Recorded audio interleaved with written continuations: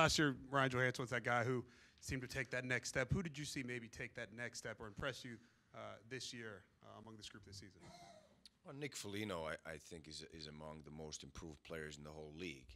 If you look at what he's accomplished this year with his numbers, but not only his numbers, but the way he responded to what we expected him to improve on. He became a much better two-way player, responsible two-way player on both sides of the puck. He's got physical presence. He battles. He sticks up for teammates. And on top of that, he had great numbers this year. And he was very consistent throughout the year.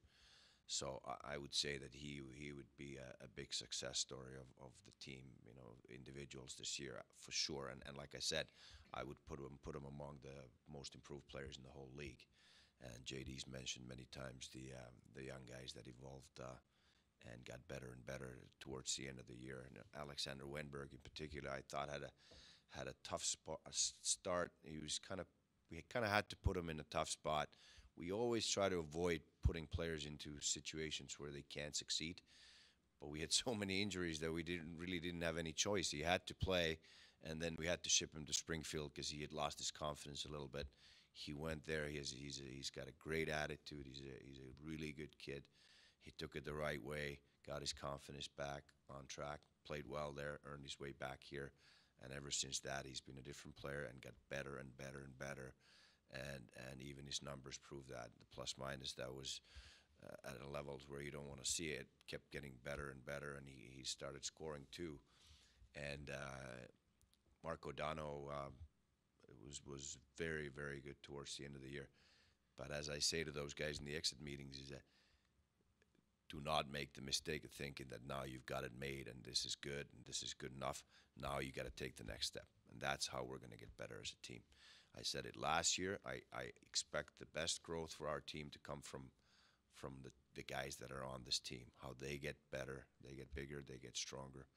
And we're going to be better as individuals. We're going to be better as a team next year because of that. There's lots of room for growth with Nick Foligno still, and with Brandon Dubinsky. Scott Hartnell had a great year, 28 goals. He's not a guy that's too old to improve. Well, let's get 30 next year. Why not? He trains hard. He's a good athlete. That's the mindset we have to have. We have to grow from inside. We have to keep getting better. That's the biggest thing that I liked about the end of the season was that we kept getting better. We kept improving as individuals. We kept improving as a team.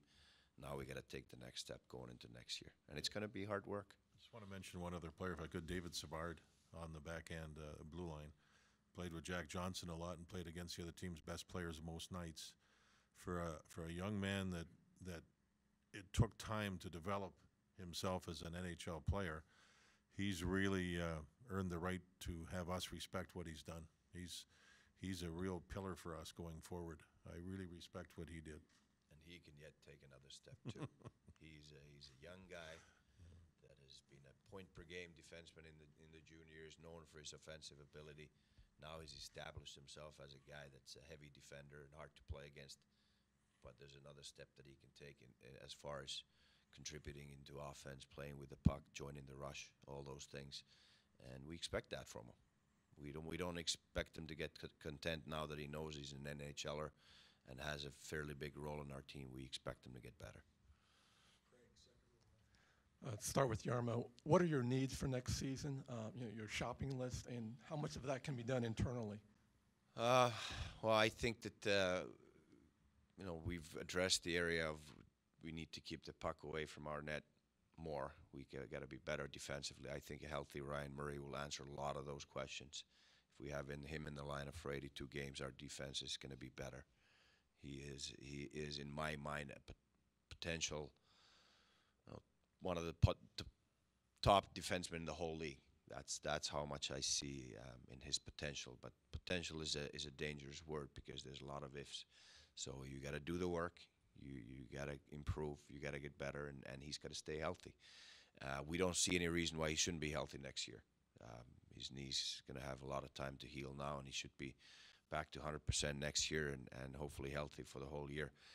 I think that's going to be a big key for improving our defense for sure. We're still very hopeful that Mike Riley's going to join our team and sign with us, and he would be a big addition to our team, the way that we can get the puck out of our zone, move the puck, quick feet, speed, ability to think the game quickly. He has all those abilities, and now it's up to him.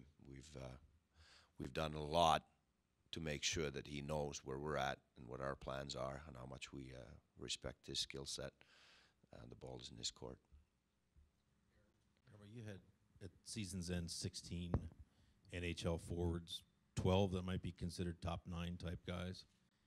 Do you have to make a move this summer to relieve that glut? Because you've got players coming now, the Reichels, the Andersons, Bjorkstrands. They're making a push to join that group. Do you just have too many forwards at this point? I love that problem.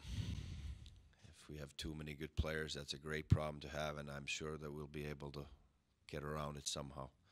And we have a lot of decisions to make, hard decisions, some of them, but I love it. Rather than trying to get somebody to come here that fills those standards of being an NHL top 9, we have too many of them. That's a great problem to have. I think too, Aaron, it allows us to keep our players in the American League to develop properly and not rush. I mean, this year we rushed some, but it ended up being okay, but we'd rather not do it that way. We'd rather have them really ripen properly in the American League, and then when they're ready here, you know they can just slide in. So we're getting to that point, which is good for us. Our goal is to have players in the American League that don't belong there, that they're too good to play in the American League. That's when we're going to be a real good team. It's for JD. From the time that you came in, notwithstanding the injuries this year, is this team on the timetable that you have for them getting better to where you want them to be? That's a very interesting question. Every situation is different when you go through a build or rebuild or whatever you want to do. Some people like to say build, some say rebuild. In St. Louis, it was an absolute total rebuild, which took 7-8 years for a lot of different reasons. We didn't even have draft picks. We had to find ways to make trades to get picks and then to pick them and then try to develop those players, et cetera. Here, it was a better situation, so the timetable should have been a little bit shorter. All I can say is I like where we are. I know that first season, which was coming out of the lockout, we had Bob win the Vezina. We spent a lot of time in our own zone, found ways to get points, tied with Minnesota and lost the tiebreaker for playoffs. There was a lot of hope going on then. With our club as constituted now, and I think even better next season if we do our jobs, which we're looking forward to, I think we can go into games knowing we can win. There's a distinct difference between hoping you can find a way through a game or knowing you can win. So I don't want to put a time frame on it because things can change in a hurry, but I'm happy with where we are. I can tell you that. And it's not only our team going into games that I know we can win games against anybody in this league in any building. I feel that strong about our team. But I also feel just as strong about what's down the path, what we have looking to the future of the organization. And I know fans have been through a lot of tough times here in Columbus regarding picks and future kids and this and that. They kind of heard it all. But I feel really strong about it. I think our scouting staff is in the best place it's been.